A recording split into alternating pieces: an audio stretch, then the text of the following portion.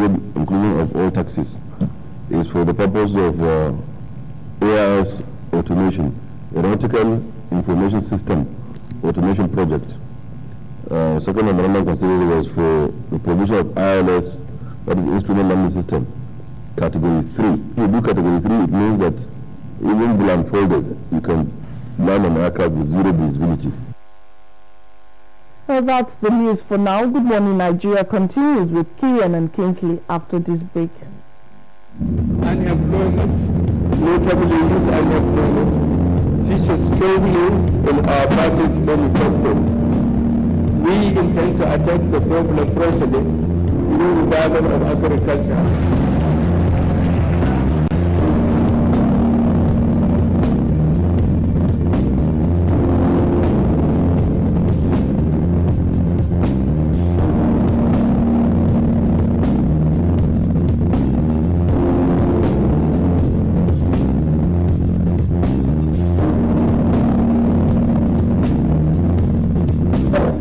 It's been a long road. Actually, I bought an acre of land for 60K like 2012, and presently I have a cassava farm and a yam farm.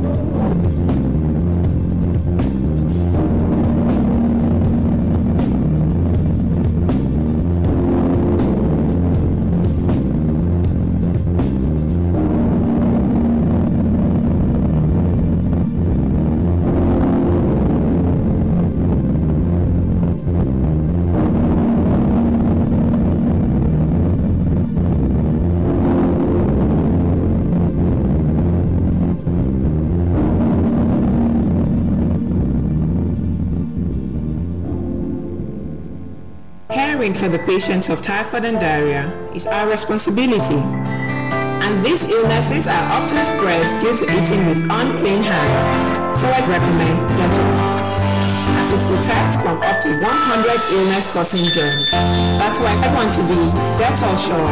Dettol is 100% sure. Dettol Show is now also available for 100 Naira only. We organized, trained, and fully equipped. We are the new improved Nigeria Police Force. We fight crime. We bust syndicates. Whatever the crime, wherever the hideout, the Nigeria Police Force will get you busted. Stop kidnapping, armed robbery, murder, pipeline vandalism, and other criminal activities. Be productive. Be security conscious. Join the police force to secure your life and property. This message is from the Nigeria Police Force Public Relations Department. Go to my friend's room.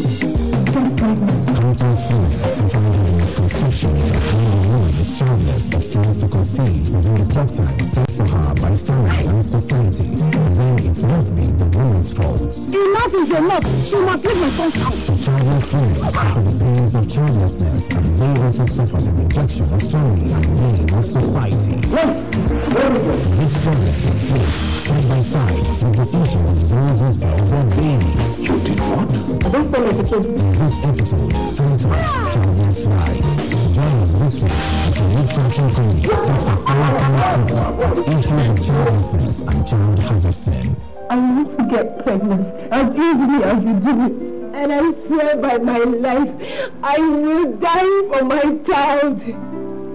Over and out. Brought to you by Glow, the largest data network. Glow Unlimited. Ladies and gentlemen, please welcome the daring and invincible Louis the Mosquito, responsible for 200 malaria cases all on its own.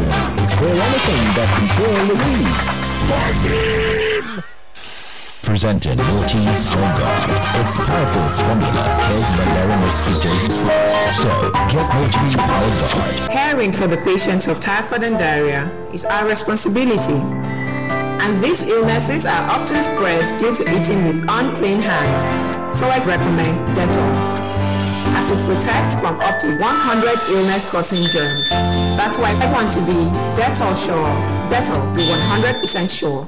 Dettol Show is now also available for 100 Naira only.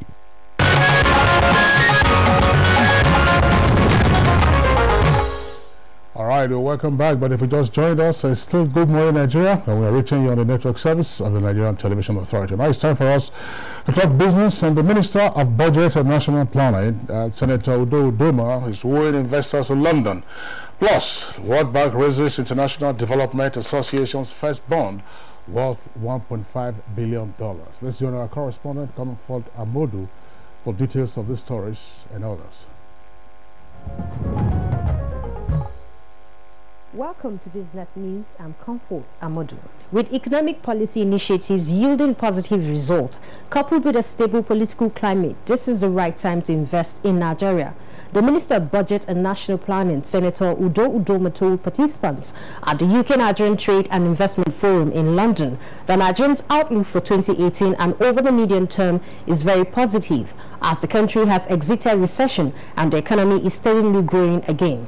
The Revenue Mobilization Allocation and Fiscal Commission says it has so far recovered about 57.7 billion naira unmerited revenues from collecting banks in its effort to boost revenue accruals into the Federation account. The agency said the recovery followed intensive verification and reconciliation of revenue collections and remittances by designated banks engaged by the Nigerian Customs Service and the Federal Inland Revenue Service between July 2012 and December 2015.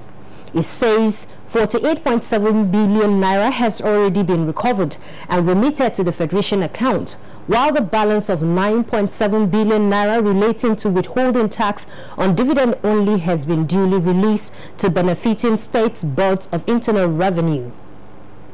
In a related development, the Economic and Financial Crimes Commission, EFCC, has recovered 216.402 million naira from Swiss Golden Investment, an online investment that purportedly deals in buying and selling of gold bars, which is said to have instead swindled about 7,000 Nigerians of a total sum of 3 billion naira. A statement from the spokesman, EFCC Zonal Officer Kano Idris Ishaku, said the recovery was sequel to a petition the Commission received from thousands of complainants who alleged that they invested in Swiss Golden Company Limited, which was advertised as an online investment that deals in buying and selling of gold bars. The petitioners had alleged that after investing over 1 billion naira into the business, Swiss Golden refused to pay them any dividend or pay them back their capital. The International Development Association has launched first bond in its nearly 60-year history as investors around the globe seize the opportunity to invest in a AAA-rated asset and support life-changing investments. The bond, which marks the launch of IDA's borrowing program in the global capital market, raised $1.5 billion to address some of the most pressing development issues. A quick look at the equities market.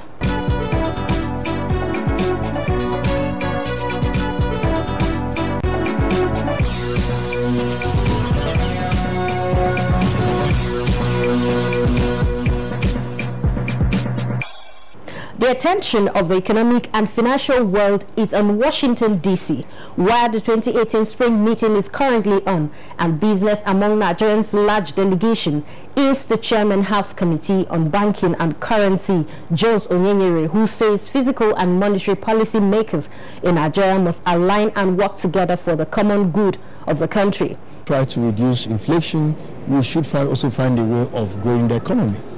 And for me, or as a legislator, we've always come up with this idea that for them to really get it right, they must, we've said this for the often time, they must set up the Financial Services Commission, especially as a developing country. That's it on Business News for now. I'm Comfort Amodu. Good Morning Nigeria continues. Thank you very much indeed, Comfort. And on Good Morning Nigeria, newspaper review is next.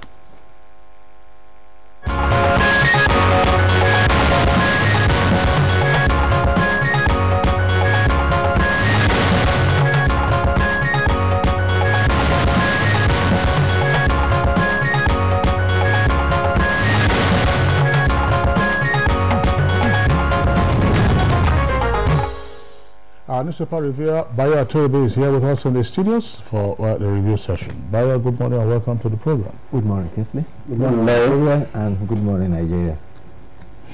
All right, as should be expected, I mean, any newspaper that doesn't have its front page covered with the stories out of the Senate, of course, will have missed out, except this is a weekly, and therefore they didn't have the story that broke yesterday. Pretty sad development for the Nigerian legislature. Daily Independent is our first port of call, and the front page is, of course, busy with the headline, riders and photographs. Condemnation trails invasion of Senate and seizure of maize. And you have 6 riders, so that maize snatching, saga disgraceful and dangerous. That's Balarabe Musa. Action, humiliation of Nigeria's democracy. That's attributed to CSOs. And APC presidency emboldened mass invasion. That's a claim by PDP. We will mete out sanctions where necessary, says the presidency.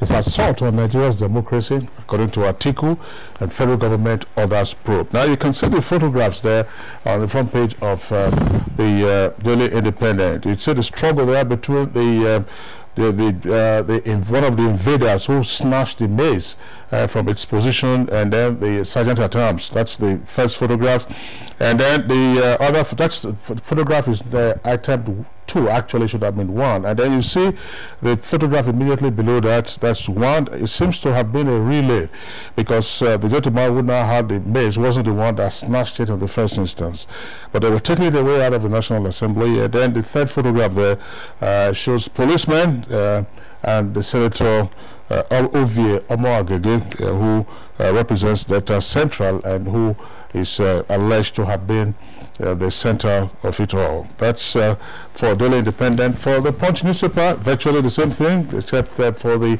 rendering of the headline, shock and anger as thugs invade Senate, escape with maize. That's on page 2 in greater detail. National Assembly gives IG, DG, SS 24 hours to recover maize. Ekwelemadu meets Oshibajo as federal government orders investigation. Abu Agege denies accusation that he masterminded invasion, and APC, PDP, ACF, Atiku, others condemn invasion and theft. Now you have more photographs on the front page of the Punch newspaper there out of the Senate, and then you can see for the scene 4, the escape. That's the SUV in which the invaders bolted with the maize. For the Authority newspaper, virtually the same thing. All right. New Telegram here also has the same, but not the major headline now. But the photograph, or the pictures here actually show the same as in other newspapers. But what could be worrisome somehow here is that Ghanaian lawmakers were watching as the thugs abduct Senate maize. And now the photograph are the same. You could see the alleged mastermind of the snatching of the maize in the person of Senator Ovie Omoagege being escorted by the police. And then we have riders here. Suspended Senator thugs invade chamber, police arrest Omoagege, how thugs abducted Senator. Senate gives IGP DSS 24 hours to recover maize, and APC perpetrators sponsor must face justice. That's coming from APC. And of course Saraki comments colleagues. But on Daily Sun, it's titled Madness, with rider here, gang attacks Senate, seizes maize, Senator, 4 others arrested. Outrage over desecration of Parliament. Ekweremadu briefs Oshibajo, that's the Vice President. And that's it for the Daily Sun on this particular matter. Bayo. Well, 5 persons have been arrested, and the maize has been discovered. A passersby saw the maize by the second flyover before the stadium and alerted the police. Already there was a police alert around the Federal Capital Territory, and the maize has been recovered. But meanwhile, the 5 persons have been described as gangs, hoodlums, thugs, invaded the National Assembly. The curious thing, however, is that the newspaper has published that at the National Assembly, there are 100 policemen attached to the National Assembly, 300 sergeant-at-arms, 50 officers of the Nigeria Civil and Defense Corps, 50 officers of the Department of State and Security Service. How did 5 persons beat this fortress of security?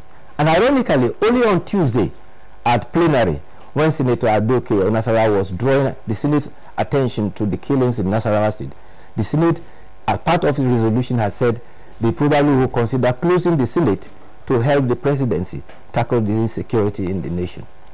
Now, they were trying to remove the log in the eye of the nation as far as security is concerned, while there was a speck in their own eye. The challenge of security is very serious. It's across the nation, but this time that it has come home to our seat of democracy, the citadel of democracy, maybe both the executive and the National Assembly as well as the judiciary will all strongly sit and take serious actions so that we can address it. But there have been reactions about it. Some describe it as a criminal act, others say it is treasonable felony.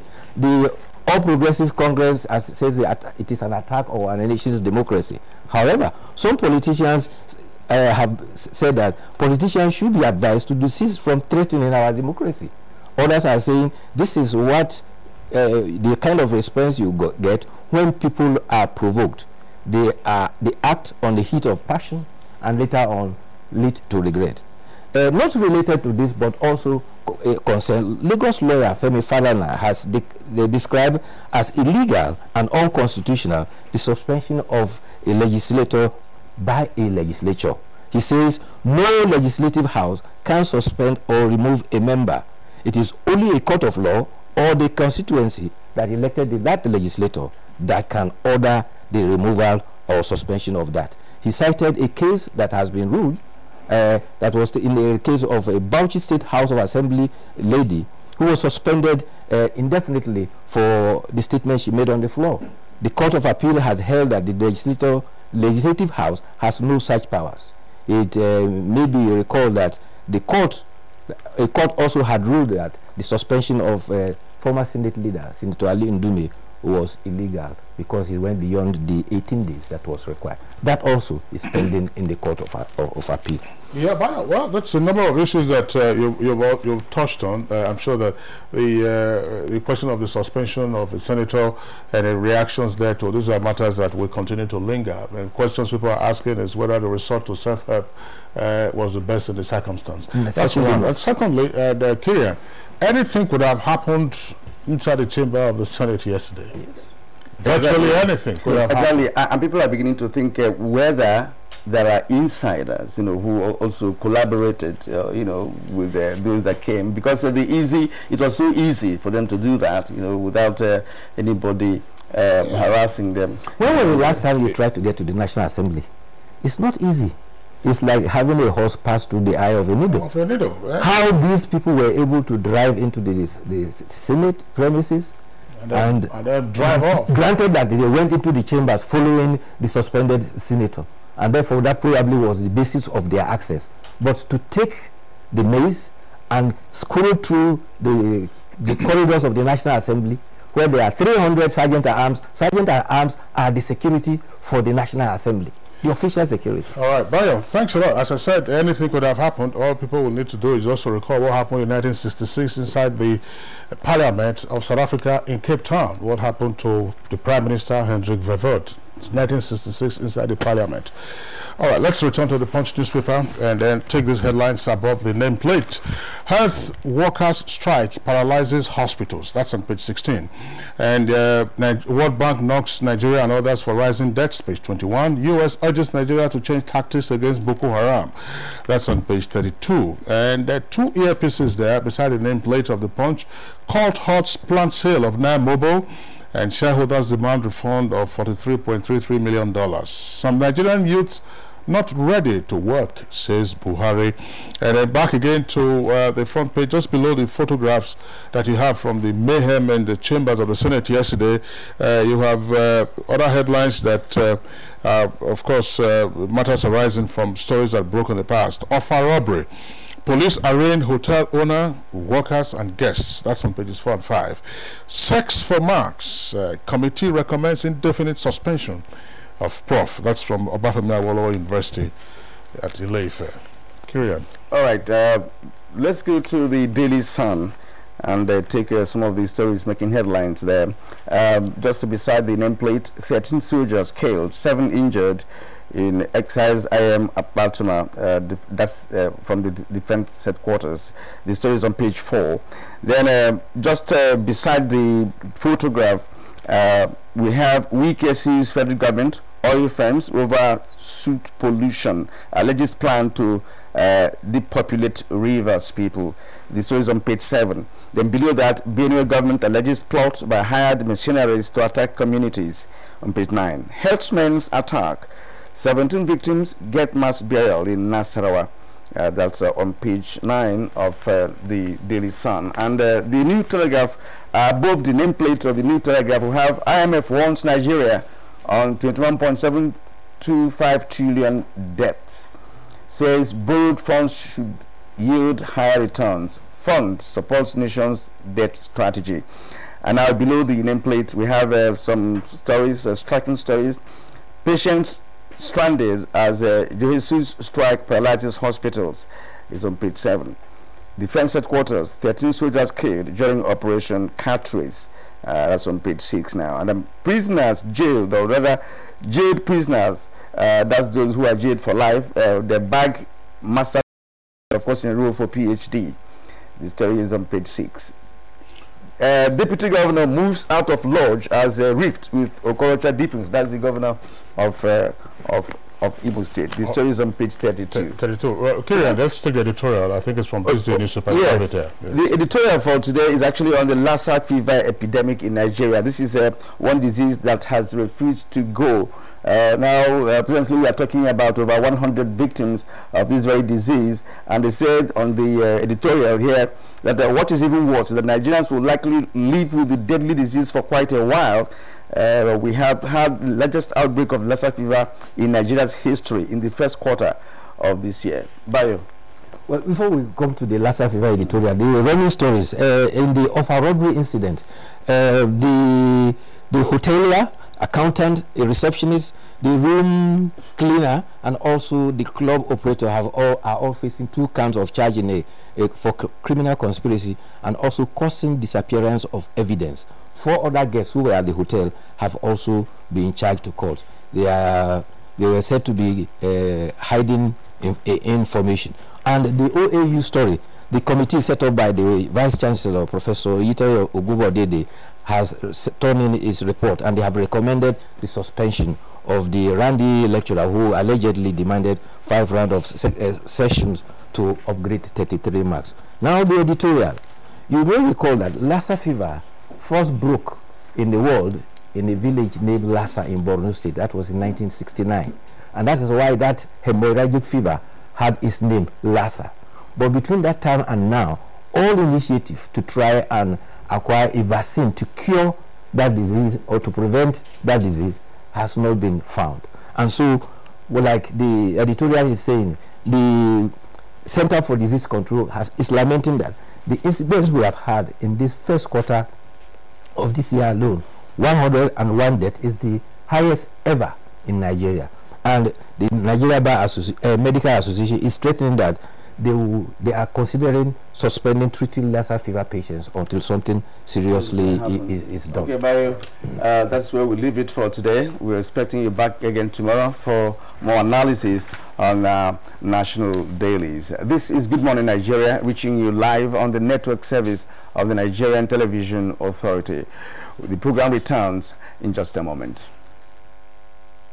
Hate speech is not a joke. It incites genocide and crimes against humanity. Most of Africa's civil wars are caused by hate speech from one tribe against another. We don't want it here. The Nigerian government stands firm against hate speech. Under no conditions whatsoever should we tolerate or excuse or justify hate speech or hateful conduct of any kind, especially where such is illegal. There's no doubt that the resurgent push for separatism, as well as the rising cases of ethnic and religious disharmony, are all traceable to the growing phenomenon of hate speech. One nation bound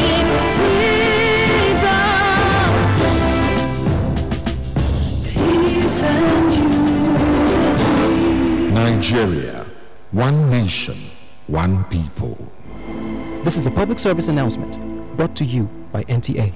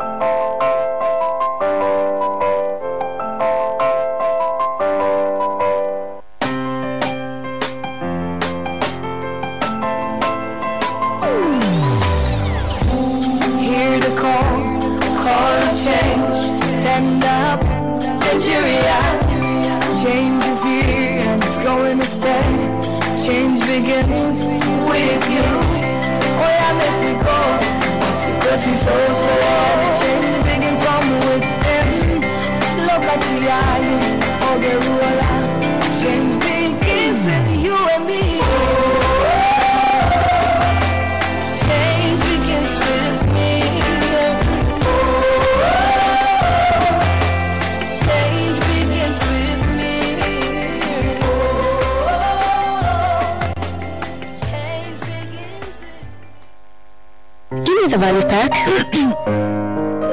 Helen, you do great value shopping. Absolutely. I'm a champion at getting value. Then you must have bought the Hapic 200 ml. Why Hapic when I have this? Even after applying them 10 times, they won't give a sparkling clean toilet. Impossible. Challenge. Detergent and bleach can't give a sparkling clean toilet even after 10 times. But Hapic 200 ml gives a sparkling clean toilet at one go. Wow! Hapic 200 ml. Real deal. Now only 200 naira. Caring for the patients of typhoid and diarrhea is our responsibility. And these illnesses are often spread due to eating with unclean hands. So I recommend Dettol, as it protects from up to 100 illness-causing germs. That's why I want to be Dettol sure. Dettol, be 100% sure. Dettol soap is now also available for 100 naira only. When I was a little girl, I loved spending time with Mum and Grandma cleaning the house. I knew what Grandma's secret was. I was so excited to sing in the choir. And your shirts are always so white. I knew what Mum's secret was. Today, I'm a modern woman that still trusts the secret passed down to me. It's Jik, of course, the trusted bleach which can be used all around your house for amazing results. Shh, it's our little secret. It's no secret. Jik removes 101 stains. Just Jik it.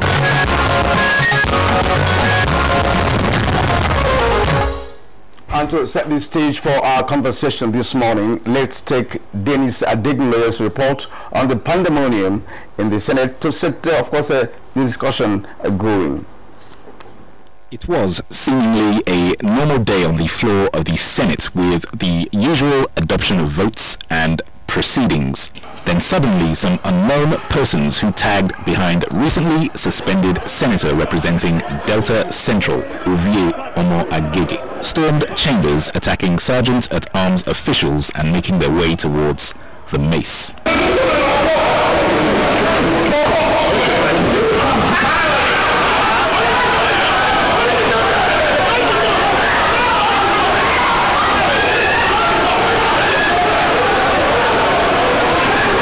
An executive session was immediately convened, after which Deputy Speaker of the House of Representatives, Yusuf Lassun, led several members on a solidarity visit to their Senate colleagues. They passed through this entrance, passed through all the gates, and left the National Assembly with that mess. They attempted kidnapping 2 of our senators. They were eventually left. But we decided that will not be intimidated by any circumstance. Members decided eventually that we must visit here, so solidarize not with you alone, to tell Nigerians that this State Assembly is going to make sure that democracy must work in Nigeria. Thank the Deputy Speaker and our colleagues from the House of Representatives. I want to assure you that we refuse to be intimidated. We're going to carry out our assignment fully. We decided to go through everything on our other papers today. The legislators urged security agencies to spare no effort in retrieving the mace within 24 hours. So we're giving the Inspector General of Police and the Director SSS to recover our mace within 24 hours.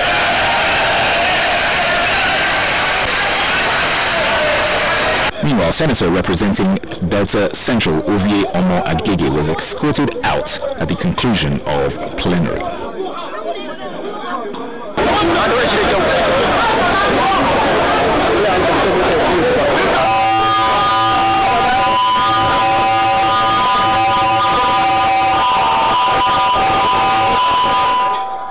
From the National Assembly, Dennis Adegunloye, NTA News.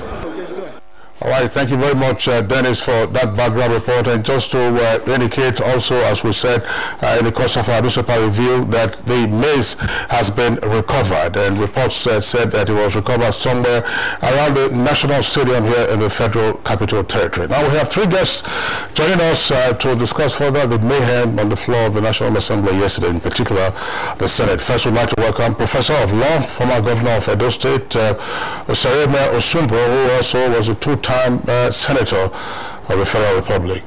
Distinguished Senator, pleasure to have you on Good Morning Nigeria. Good morning. All right. Also here with us, Senator from Bayelsa State, Distinguished Senator Brian Maribos, who was right in the thick of it yesterday, not as an actor, but as a witness. Thank you, Senator Maribos, pleasure to have you on Good Morning Nigeria. Okay. All right. We also have on today's program Abdurrahman Abu Hamisu, the teacher, researcher, and public affairs analyst.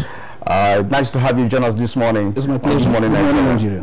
Gentlemen, you're welcome to the program. And we'd like to begin with Senator Ben Bruce, whom my colleague here said was not an actor yesterday, but he was actually present, when that occurred. We'd like to know your reaction when that occurred. What did you do as a member of the Senate who was present yesterday?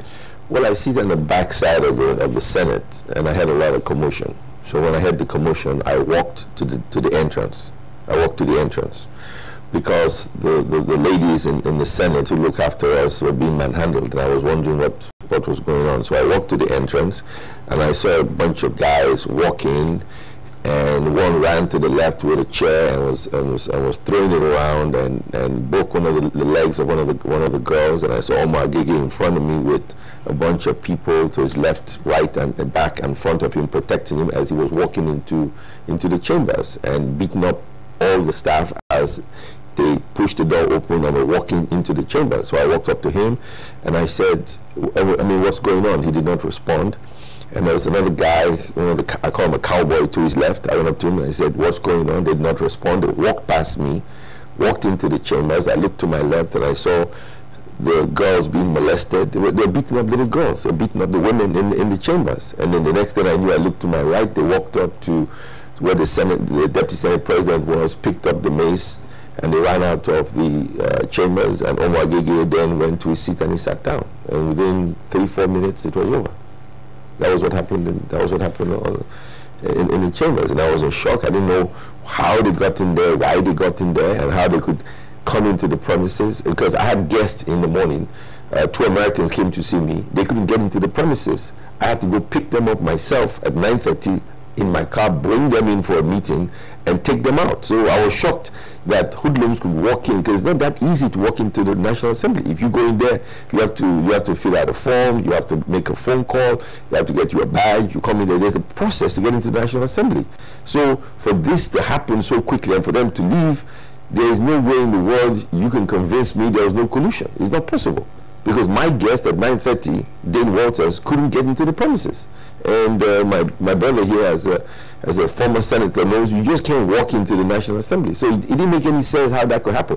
And worse than that, what was the purpose? It didn't make sense what the purpose was. What did they achieve? Beyond make us look like we're a banana republic. I don't understand the logic as to why they did it or how they did it. I mean, okay, without what happened. But what did they accomplish? They accomplished absolutely nothing. All right, distinguished Senator, thank you very much. Let's bring in Professor Senator Osareme Osumbo. First, what was your reaction? And it also speak to the fact of the right of admission into the chamber of the Senate itself. Can anybody just walk into the chamber? Well, it's not ordinary what happened yesterday. And ordinarily, what we witnessed ought not to happen, because there is a plethora of security agencies, checkpoints that you have to navigate and pass through before you can even enter into the White House, which houses both the Senate chamber and the House of Reps chamber. Even before you enter, at the entrances, both at the front and at the rear, you have a lot of security personnel, police, maybe SSS, and other security, including the gadgets, security gadgets, to ensure that you don't bring in offensive weapons into the premises in the National Assembly. For these people to have beat all that security put in place and then breach the security at the entrance into the Senate chamber really beats anyone's imagination. And I think what happened is truly condemnable. There has been a very huge sense of outrage all over the country and perhaps even beyond. I'm sure that all over the world people will be shocked at what happened in Nigeria's Senate chamber yesterday. It's shameful, and as distinguished Senator Bemure Bruce mentioned, I begin to wonder what motivated these people. What is their level of understanding? Crucial element of that model is that it was largely a stakeholders forum. It created a platform in which the governance, in terms of the board structure, was made up of all stakeholders. So you have marketers, you have the unions in the oil industry, you have NLC, so all interests, including established professional groups. And that has created a forum where all indices can be looked at.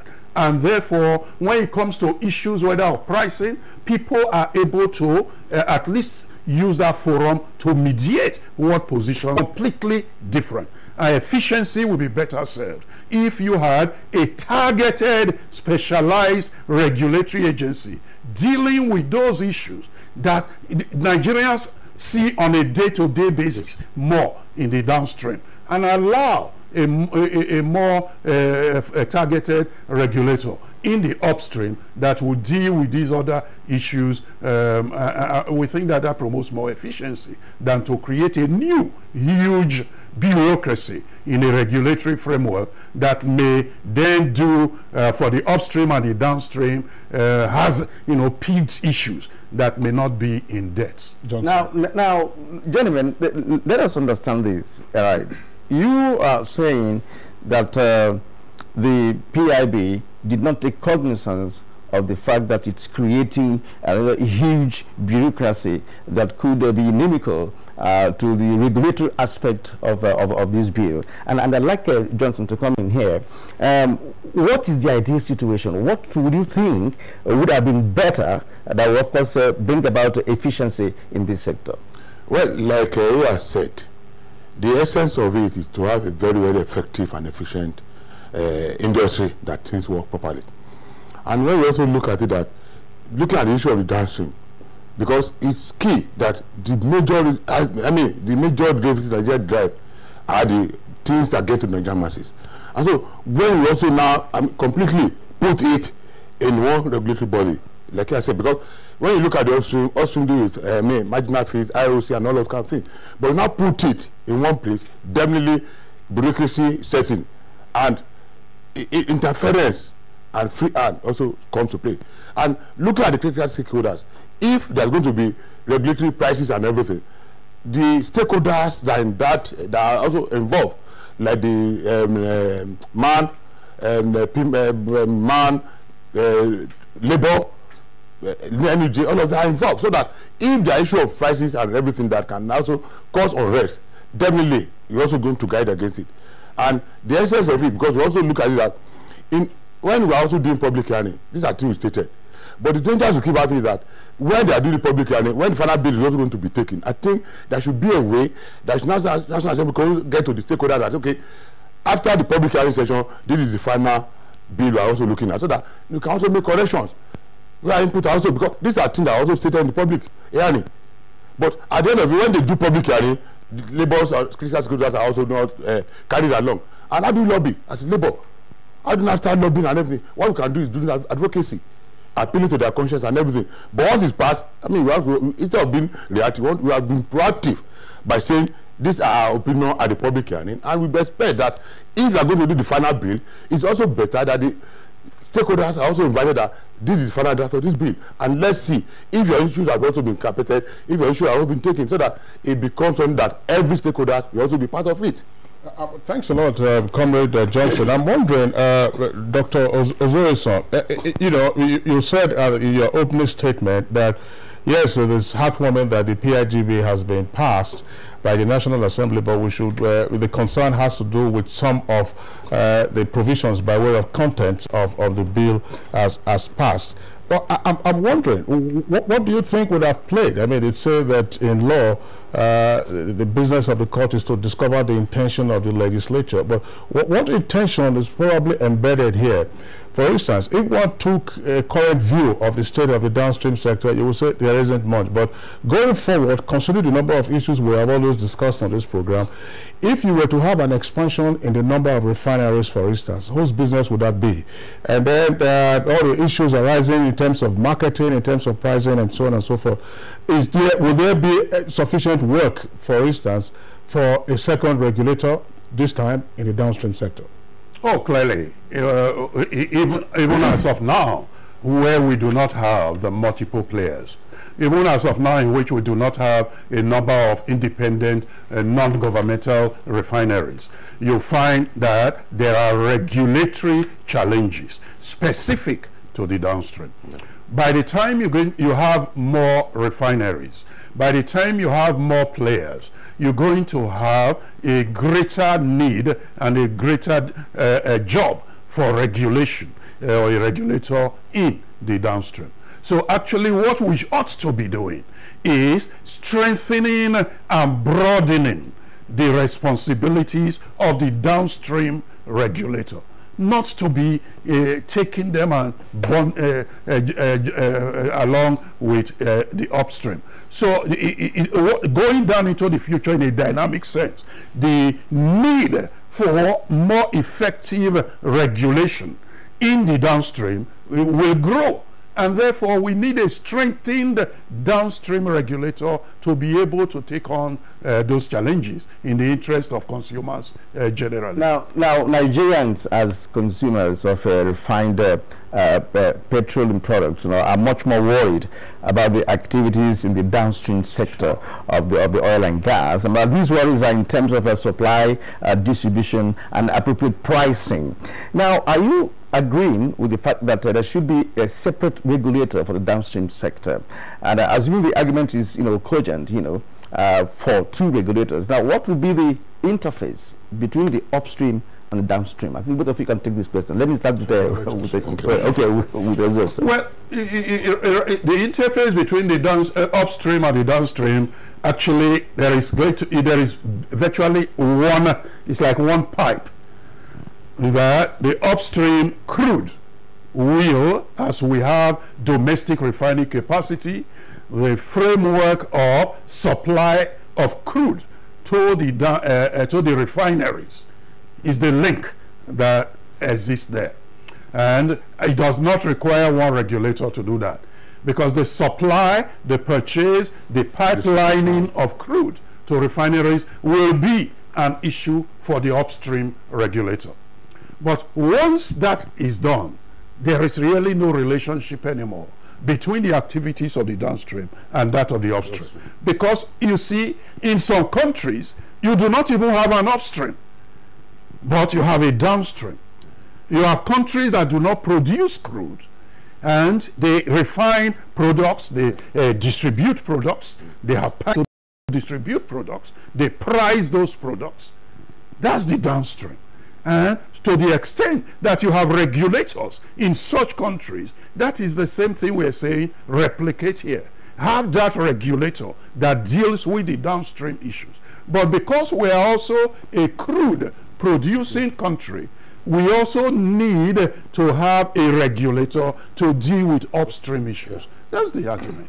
Well, Johnson, let's get your take on this. My colleague asked about what the relationship will be between the upstream regulator and the downstream regulator, assuming the argument is bought that there is a need for a downstream regulator. Like I said, like prior to now, definitely DPR has its own main functions. I also look at the metamorphosis of DPR, and it is also to solve the problem of supply, distribution, and everything that. And as was set up in, I think, 1993 by the then government to have PPRA, that's to have a price regulatory agency to also guide against this thing.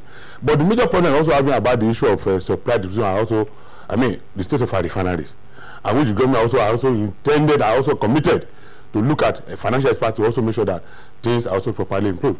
And also have multiple players in the industry that they can also make sure that these are things that are properly done. And when these are done properly, definitely the interface will also be there that upstream and downstream can also have a meeting point that things are done effectively. Because the most important aspect of it is that the industry must be, run very effectively and very efficiently, so that Nigerians can also, for some few months now, you can see the stability. But by the time our refineries are put in good shape, during the efforts of the federal government and everything, then with the improvement, and then with the coming on board of Dangote refinery, these are issues that are also going to also put an end to it. I'm wondering, gentlemen, this question is something that often engages analysts and public commentators. There's complaint often about the failure of regulation. How regulators have not been up to speed, have not taken up on the assignment. What do you envisage for the oil and gas industry under the current provisions of the PIG bill? Is there a likelihood of failure of regulation, or you're just more worried about the behemoth that is being created as a regulatory commission? Dr. Zoso. Well, I think it is the fear that the regulation is not likely to be effective, because you're going to be, the regulator will be facing and charged with too many functions that are not related, and therefore directly related, that are not related. Okay. Looking at the issues, for instance, of pricing of products, it's not related to what you are doing in the upstream. Looking at the issue of adequate measurements of dispensing of products, it's not related to what is happening. So you're going to have these unrelated issues with one regulator. And apart from that, is that when you have one omnibus regulator, if you do suffer what at times the problem of regulatory capture, and in the oil industry, it's a very serious matter because of the strength and the power of the operators. If you take the major oil players, international oil companies, what used to be referred to as the Seven Sisters and all that, they are so powerful. They are more powerful than governments. And therefore, the ability to have the problem of regulatory capture is very real. And if you don't have that, then even for the downstream sector that they would not normally have exercised such a power, you now have everything sucked under the influence of such powerful monopolistic entities in the oil industry that would then have succeeded in capturing the regulator. So you are envisaging that there will not be efficient regulation, regulation if the PIB stands as it is at the moment, based on the content of that bill. And I'd like to ask, what you're advocating, is it the opinion or the position of all the stakeholders in the oil industry? Yeah. Like if you look at the composition of the PIB, like I said, all the stakeholders are involved. And what I can remember, what also stabilizes it is that for a long time now there have been price increase, stepping down. Because when you see the major players, that's going to also address labor issues and make sure that Nigeria don't overreact and cause crisis. They are also involved. So they must guide the flow of increase and regular increase of prices, so that they can be stable. And if it's affordable, and if Nigeria has seen it, if all the products are there, kerosene, everything is available, definitely No, Nigerians are more concerned about the downstream sector now. And what would it portend for the downstream sector if what you're advocating is not met? Then there will be more crisis. There will be. What has been? Tell us something. I mean, Ozoe, you've been in the thick of all of this, and of course, Pengason as well. Because I'm sorry, you're all labor. I'm already to say you're all laborers. We're all laborers, you know. Gentlemen, you've been in this. What has been the magic, you know, in terms of having joint stakeholders, being participants, you know, in seeking to give direction and control to the downstream sector, that we have had some relative stability? You see, because we have a stakeholder forum, which is the board of PPPROA, which was basically the downstream regulator, you had this benefit that before things developed to a crisis situation, you are able to deal with them. Let me give you a concrete example. When late last year, the marketers started throwing kites that they can no longer sustain this price, and that problem continued. The board was able, with themselves as members, came together, and after discussing every issue on the table, both they and all other stakeholders agreed that Nigerians could not, for them, take another price increase. And therefore, they should look for alternative ways, things that needed to be done in order to sustain that price. They went back and came back with suggestions, among which were the difficulties they were having in sourcing foreign exchange at the official price and all that.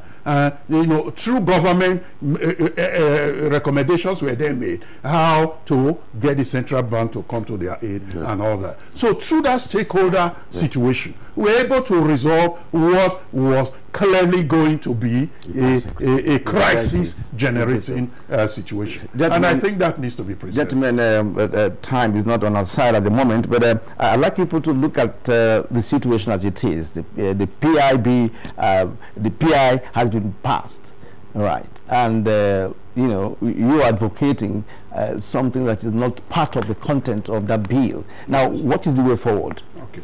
Well, the way forward, and graciously, I mean, it has not been, it becomes law when the president has assented it. And that's why we also have also engaged the relevant stakeholder, that the National Assembly, House of Reps, in the Senate, and also the presidency. And what we're also saying, and essentially, the main cause of this is that we are using this forum to also let the National Assembly know that if there is any public hearing on any sensitive issues, and we have taken every opinion, they have the committees in finally agreeing on what is good. The stakeholders will also be involved and say, these are the things, are your views properly captured, so that we don't avert crisis. And look at, depending on what you have said, there will have been price increase. But we look into so many scenarios that, as at now, it's not avoidable. The supply is not there. And the markets are also complaining that the government is also doing that. So if you can pay all those kind of things, then as stakeholders, if there are price increases now, we're also going to be on that, also going to call on government that this thing must be reduced. And so, effectively, by being in that process of this, we also need to involve looking at the general masses and the situation in the country as at now. So that is just the essence of it. And the way forward. Well, like I said, yes, the National Assembly has already passed as it is, and therefore the only options to avoid this happening is Mr. President withholding his assent.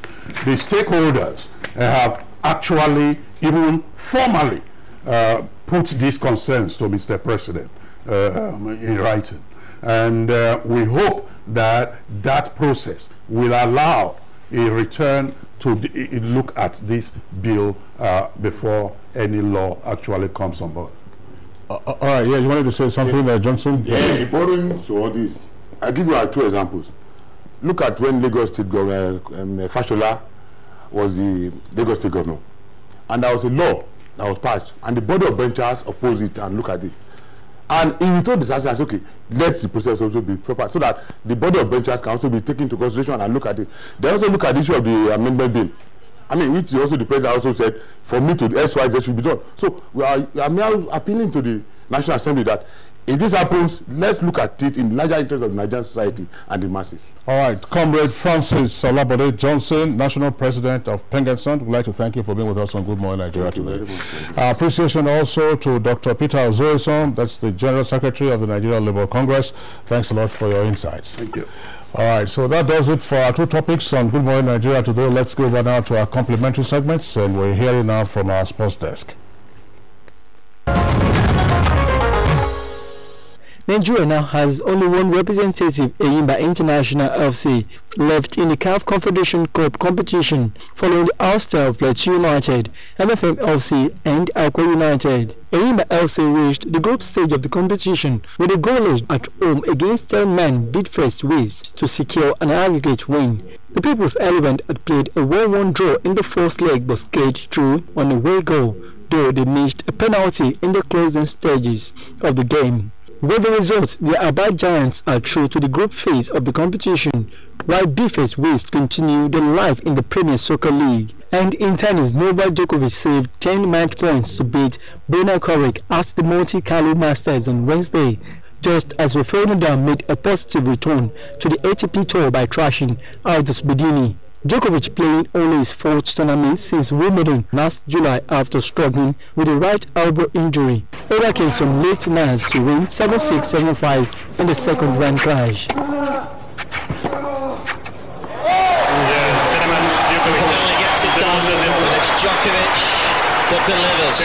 World number one Rafael Nadal started his bid for an 11th Monte Carlo title with a comfortable victory over Slovenia's Bedini.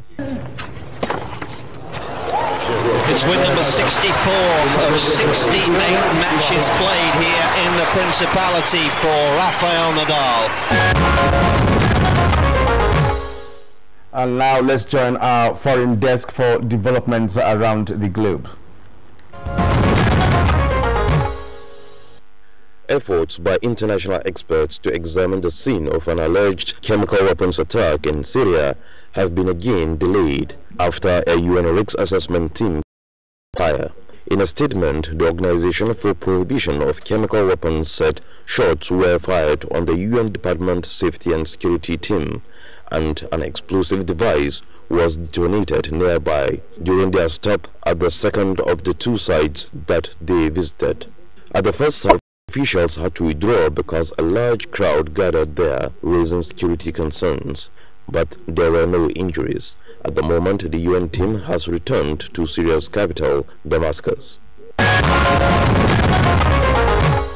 All right, thank you very much there for the foreign scene. Let's go over now to arts and entertainment, and our correspondent has some interesting stories for us. Have you ever considered jetting out of the country to wine and dine and relax after some months of hard work? Where do you have in mind? London? South Africa? Or is it Zimbabwe? Well, if it's Zimbabwe, you need not bother because there is a Zimbabwe in Nigeria. Yeah, I know you would ask questions like, where is this Zimbabwe? What happens there? Who goes there? And when do they go there?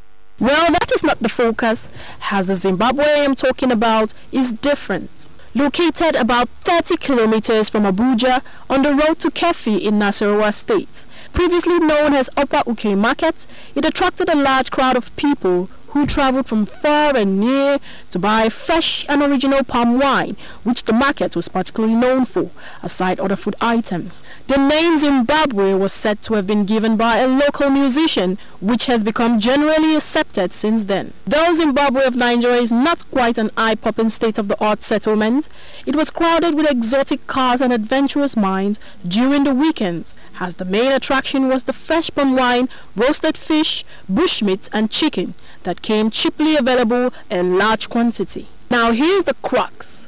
After so many years of existence, are things still the same at Zimbabwe? My crew and I took a trip to Zimbabwe of Nigeria.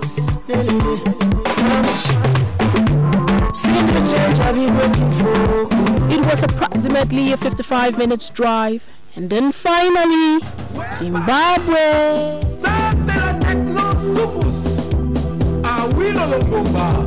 We saw the local markets, the bushmeat vendors, the palm wine vendors, and yes, the peaceful environment. But Zimbabwe doesn't appear bubbling as before, and the women explain why. When Boko Haram still come to Zimbabwe, when he come to Boko Haram come, they begin to say that they will put bomb in Zimbabwe. While it's rumors, it's not truth. People decided to run away from Zimbabwe. They are not more coming to Zimbabwe. Market begin to go down. Everything is very difficult now. The market is not moving the way that the market was moving before. Because of before, you will come here and you will look for seat to sit, and by this time around, you will not even see seats. You will not even see parking space. But now you can see the people that they are here, even the chair that they are outside is more than the people that they are inside the market. Wait a moment. Do the traders who echo living from their activities in Zimbabwe know the history of the settlement? Because White House Abuja, Mrs. Aisha Buhari noted that though the country is already recording significant achievements in the area of maternal and child health, much still needs to be done. She said this is why her NGO, the Aisha Buhari Foundation, through the Future Assured program, continues to commit to the acceleration of efforts to end preventable maternal, newborn and child deaths. No woman, she said, should die giving birth, and no child should die without having a chance to live. Today, I'm calling on all private sectors to look out for innovative ways of building partnerships to achieve our goal of improving the health sector.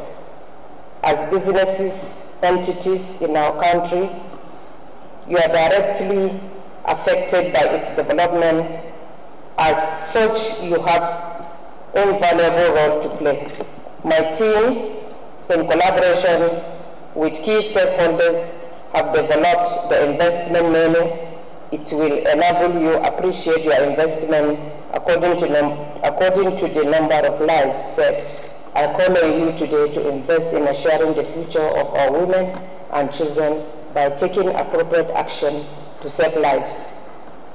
On this note, I would like to reaffirm my total commitment to this cause and call on you all to join hands in the fight against preventable maternal and child mortality in Nigeria.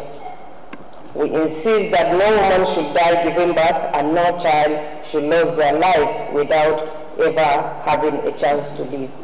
Also speaking at the event, the Minister of Health, Professor Isaac Adewale, commended the wife of the President for spearheading advocacy for private sector investment in the health sector, saying the meeting is a collaborative work between Future Assured and the Ministry of Health. He called on wives of governors to cascade the campaign to the state level and involve their husbands, the governors, and the business community. The minister also commended ongoing efforts by the business community set aside 1% of their profits to a health support trust fund, saying it will make a great difference. The event was attended by the wife of the Senate President, Mrs. Tony Saraki, wife of the Speaker, Mrs. Gimbia Dogara, wives of governors, captains of industry, development institutions, and the civil society. The recent Global Festival of Action for SDGs held in Bonn, Germany, was one of the global efforts to sustain the momentum of the implementation of the SDGs. We start by bringing a click away global news, sports, business reports, politics, issues, and happenings around the world, your favorite past and present TV programs, drama, documentaries, and for your news headlines, log on to www.youtube.com/NTA2Lagos. Watch, download, comment, and subscribe free. It's simply www.NTA2Lagos and explore our world of news and events. Available in all smartphones, iPads, and all Android phones. Like our Facebook page, NTA2Lagos Network Center. You can tweet us at NTA2LNC. NTA2Lagos Network Center, your reach out station. Who has both experience and knowledge to give you insight that can help drive your own business profitability. Business Matters, a platform to air your business summits, conferences, seminars, workshops, training and updates in the capital markets. Also in business matters, in-depth analysis covering all aspects of the economy. We talk to all these development banks. What they will always tell you that the companies are not ready to access funding. Not because they don't have money, but the companies are not ready. Are you a small business owner? Avail yourself of this opportunity to advertise your product on a spotlight on small and medium-scale businesses. Business Matters, every Tuesday, 7:30 p.m. to 8 p.m.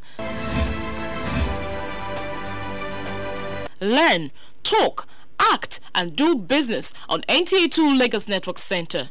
Business Matters, showcasing your business for increased productivity and profit. Don't miss it.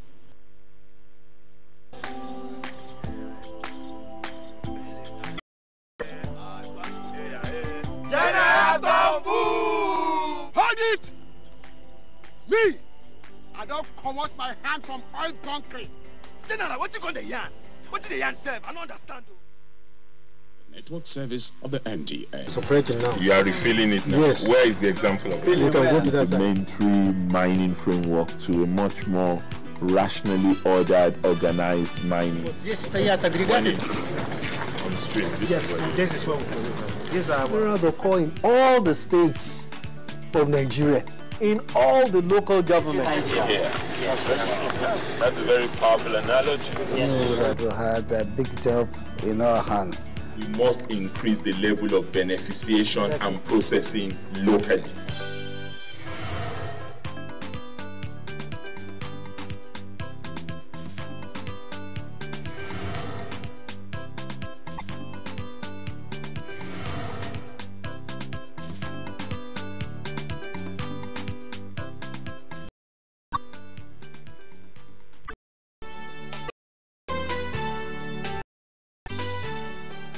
The quest to grow Nigeria's mining industry goes beyond finding an alternative to oil for revenue generation. The projected impact on the overall economy is enormous, as mining has the capacity to employ much more people and service more industries than the oil sector. Many commercially viable opportunities are available along the mining value chain that will remain untapped if Nigerians fail to key into the paradigm shift that has overtaken the sector. Today on Mining in Nigeria, we take a look at the small-scale gemstone processing industry as a major part of the growing opportunities in the minerals sector.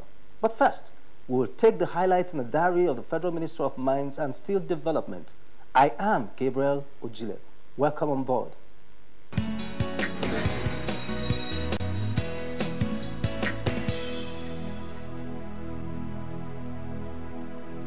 Therefore, inaugurate the LOC with the following membership.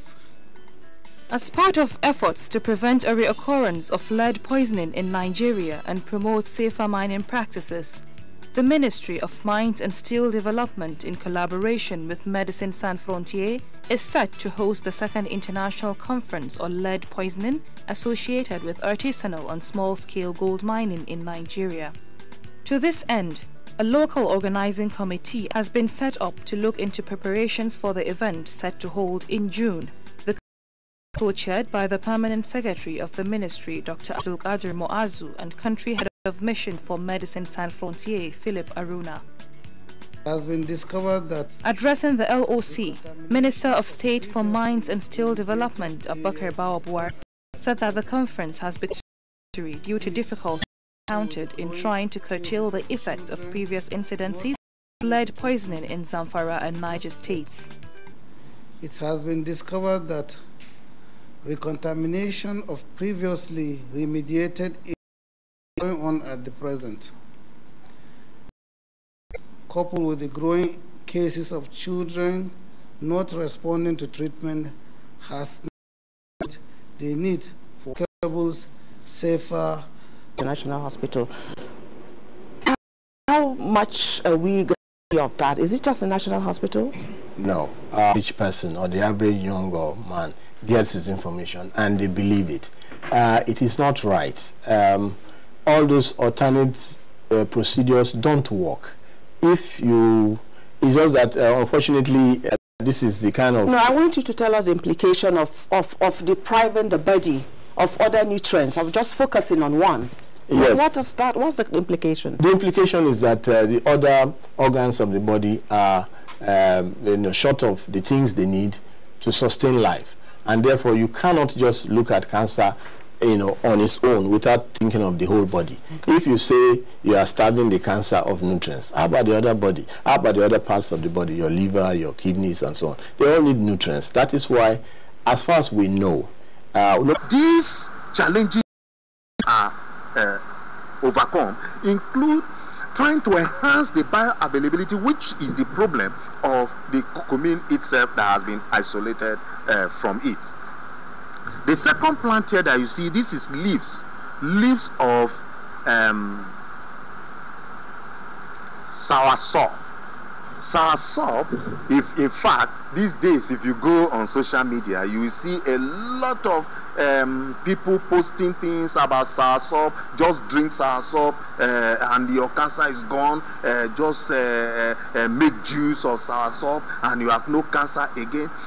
The beauty of soursop is that while it is true that scientific studies have proven in the laboratories that it has the ability to kill a lot of cancers, different types of cancers, it is not true and it is not advisable for anybody to start soaking soursop fruit or making juice of soursop and drinking it thinking that it's going to kill cancer. You are just deceiving yourself. It does not kill cancer that way. How will it kill cancer? It will kill cancer when we all cool down, when we make research and development an agenda for our nation, when we begin to invest into research and development. There are a lot of studies already from our laboratories to show that soursop has phytoconstituents that can kill different types of cancer. This flowering plant is called Rose periwinkle. The scientific name is Cantharathus roseus. This plant, in fact, two powerful anti-cancer drugs have already been isolated from this plant. They are called vincristine and vinblastine. They are chemical compounds and they have very serious side effects. The difference is this, and this is what we preach about nature. And this is what we want to emphasize about nature. And this is what we want to emphasize about pharmaceutical research and development to herbal medicines. We must go back to nature.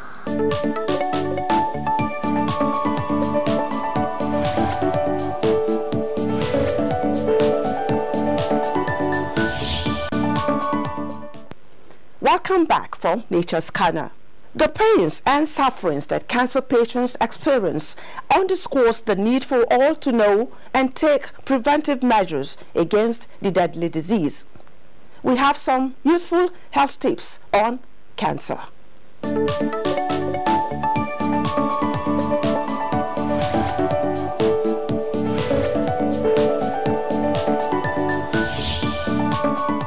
The breast cancer also, for prevention of breast cancer, self-breast examination is very important. Breast ultrasound when an individual is less than 40 years, and when an individual is more than 40 years, mammogram is very important so that when detected early, it can be cured at that particular time. By the time an individual go to a hospital and she do a mammogram and they say the mammogram is normal, it assumes that the patient can come back between 1 to 2 years to repeat it again. But when they say there is something inside that they find a benign mass in the breast, it will be wise for her to repeat the mammogram after 6 months. But once it is done and there is nothing found in the breast, it will be wise for her to repeat it between 1 to 2 years because of the risk of radiation. By the time you are taking a lot of fats, it will reduce the time that someone will go to the toilet, and that one will make the stool. It will make the stool, one, to be harder, one, to be static in the body system, and patient will be constipated. And constipation is one of the long-time constipation is one of the risk factors for cancer of the colon and also anal cancer. Cervical cancer can be prevented. And explore our world of news and events. Available in all smartphones, iPads, and all Android phones. Like our Facebook page, NTA2Lagos Network Center. You can tweet us at NTA2LNC. NTA2Lagos Network Center, your reach out station. And it costs our people see. Militants said, you know good. Me, I not do against Sam. Because why? Change begins with me.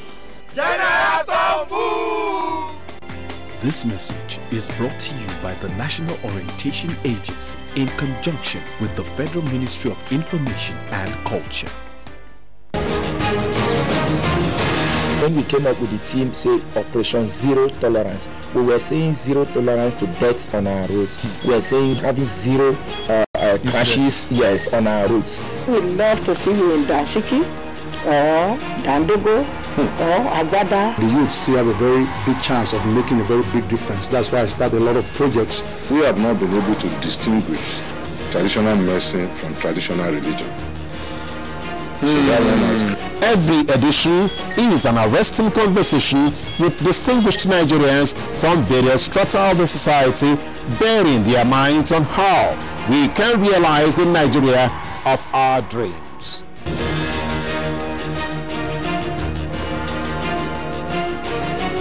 Join us live on Close Flow, Monday and Friday, every week here on NTA2Lagos Network Center. Close Flow. The conversation is about you.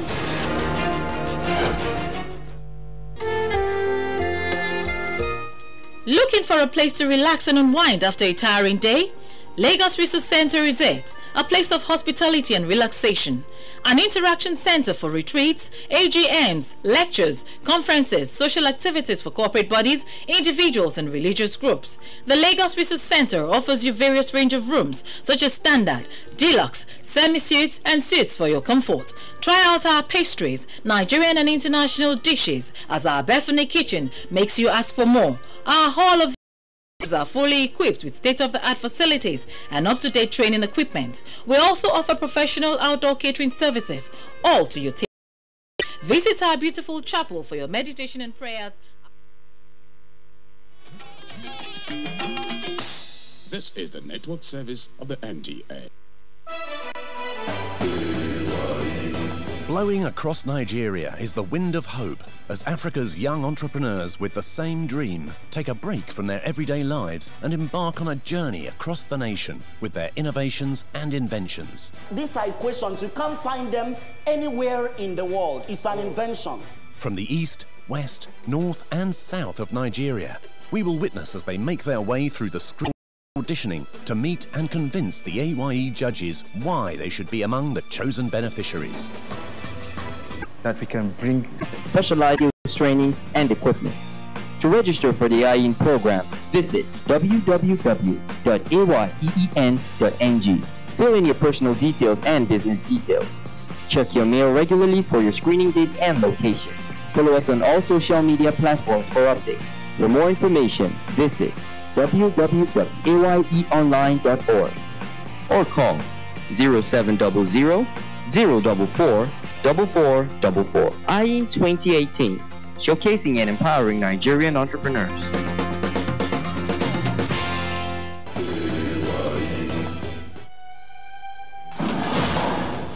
And now, meet Architect John, an eco-friendly businessman who is here to pitch his idea for his product. Would you like to introduce yourself and tell us about your business, please? I'm Architect John Innocent Onibo, and I'm the CEO of Jobit International Limited. Basically, we are into building solution, also recycling, and I am a businessman. According to Daily Trust, Nigeria is a consumer-oriented nation with a population of 170 million people. The recyclable industry can be a £20 billion industry and can earn Nigeria 5 trillion naira revenue annually, generating employment opportunities for Nigerian youth. So what I'm about to present to you now is a new innovation. It's an eco brick. So in Jobit International, what we tend to do is to recycle plastic waste and rubber waste into an alternative construction solution for a permanent, temporary housing. That is to say, you can use this word to erect school, town halls, or even your home. Now, of this is not to send it back the waste to the recycler, but to end the life cycle of such plastic waste by turning to what? An eco brick. It has tongue and groove. It's just like the bricks the children play with. You just install it yourself. You pick this, you install it to the nest, and there you go. Now the whole idea is that want to build, they can do that themselves. You see now they have cut what? Of hiring a laborer. They have cut down the cost of buying water, buying excess cement. If I tell you want to use this, all you need to do is to raise your what? Your foundation. After that, you are good to go with our eco brick. I think we should hold the brick. Can I bring it forward? Yeah, come forward. With a slightly confident speech, architect John races forward with his product to convince the judges once again.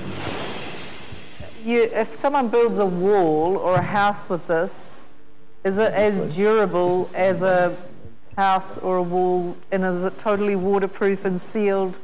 Mostly it's made from polythene material, which we all know that polythene does not absorb water. So your house doesn't have, your house will not experience any dampness. But the joints? The joint, it match well. Yes, here How about heat? How about heat?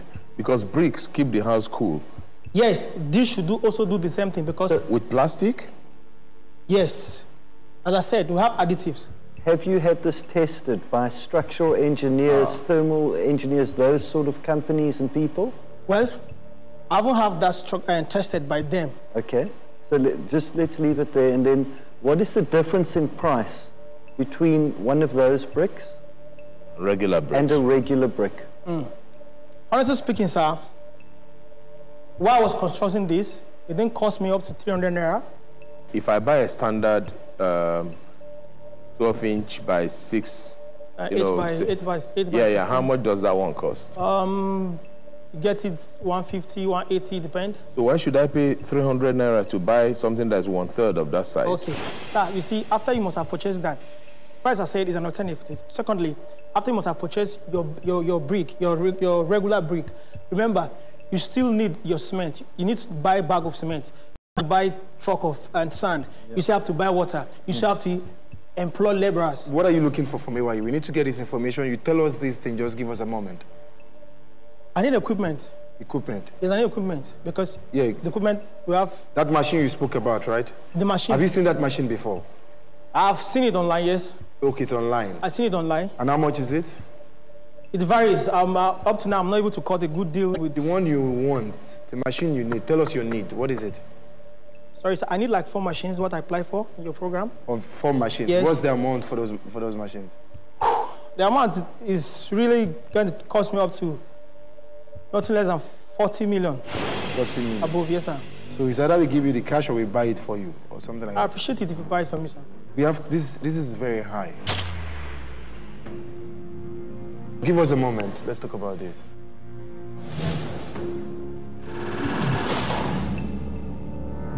He looks up to the heavens and says a short prayer.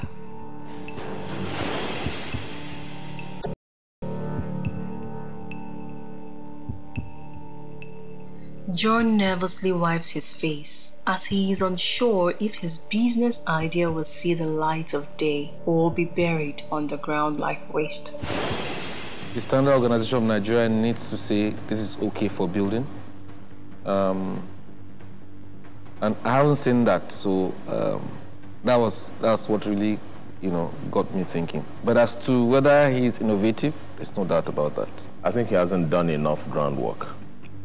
You can't plan to go commercial with something that you have not really tested. But I might be building a heated room without knowing. If I use a plastic-based brick, I might just be building an uncomfortable house. And so really, he hasn't done some enough ground. If you look at the conclusion of the what I circulated, the need for the PID solution is for the establishment, composition, functions, powers, and the academic board of the agency. It's long overdue, as they are currently operating on executive orders only, whereas they need to have legal framework from this House to endorse and normalize what they are doing. I pray members to please allow this.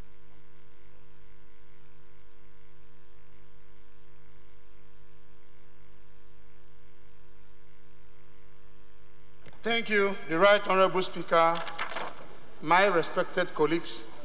I remain Honorable Chris Emeka Azubog, representing Nnewi North, Nnewi South, and Ekusigo Federal Constituency. I'm from Anambra State. Mr. Speaker, I rise to support that this bill be read for a second time because it is an important bill, considering the importance of management of science, technology, and innovation in our present-day economy. The bill seeks to simply provide legal and professional framework for the management of science, technology, and innovation. The difference is that we might have practiced science and technology without proper management, and management advances the benefits you get from any professional expertise. Science, technology, and innovation, with this regulatory framework, with this backing, will help us to develop the needed organizational capacity, help us to apply all the researches we have made in all the vast and wide research issues and technological research we've made over the years, so that we can apply it. Because once you get technology and apply management in it, then you can get the maximum benefit as a nation. So I am supporting that this bill, simply as it is, because it is already existing without proper legal framework and professional guidance. That's why this bill will help us to establish this body to guide the proper development of management. We are now reaching you live from the floor of the House of Representatives, where members have reconvened for Thursday's plenary. Well, from the proceedings and from what we can see here, peace and order has returned to the National Assembly after yesterday's incident in the Senate. I am Ignatius Nkwo. I remain Honorable E.J.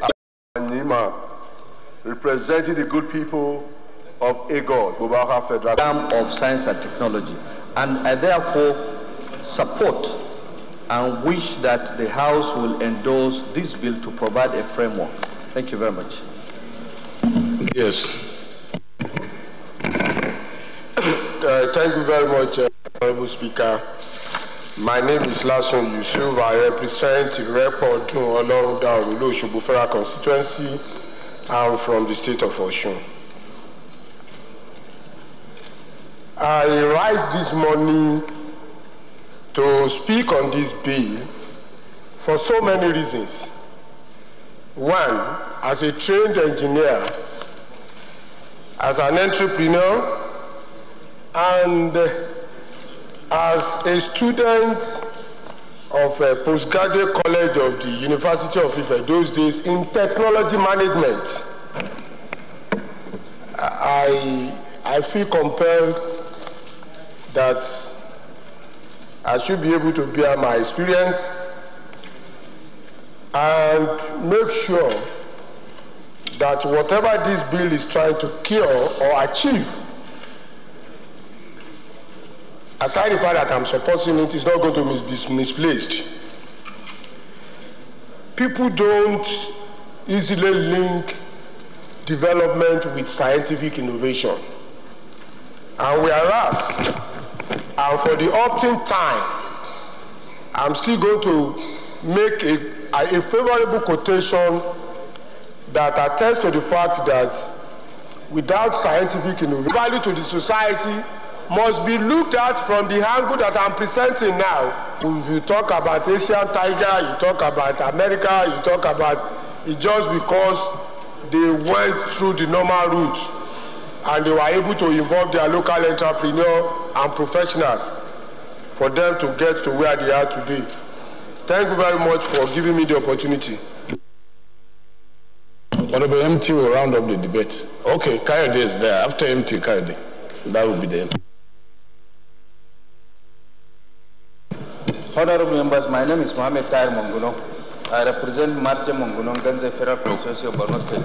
Mr. Speaker, honourable members, I want to link my own contribution to this debate with regard to what is happening in the agricultural sector. The agricultural sector is replete with a lot of innovations in science and technology that is meant to upscale our agricultural production.